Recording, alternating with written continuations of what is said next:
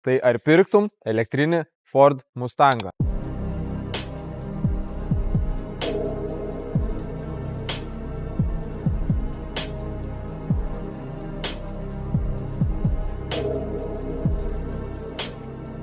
Tai čia turime 2023 metų Ford Mustang Mach-E. Tai yra pilnai elektrinis modelis, turi 258 kW galią ir šis modeliukas turi tik 12,5 tūkstančių km ridą. Planų įkrovimu galima nuvažiuoti iki 550 km. Būtent šis modelis turi Extended Range bateriją ir 4 varomųjų ratų sistemą. Tai drąsiai užteks tiek kasdienai, tiek ilgesniems kelionėms, be jokio bereikalingo streso. Kas man čia patinka labiausiai, jog jis netrodo kaip eilinis elektromobilis. Iš išorės sportiškas, kažkiek agresyvus, tačiau viduje labai švarus, komfortiškas ir modernus. Spaudę mygtuką, atsidarome duris ir galime įlipti.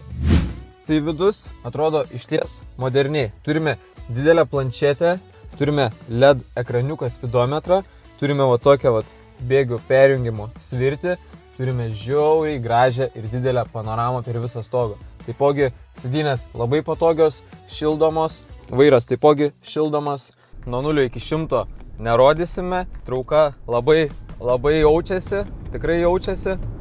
Šio elektromobilio kaina yra 31 000 eurų. Galima pasiūlyti lizingo paslaugas, mango draudimą nuo gedimų, taip pat galite įkeisti savo seną automobilį. Tad jei susidomėjai, būtinai susisiek. Na, o dabar esminis klausimas.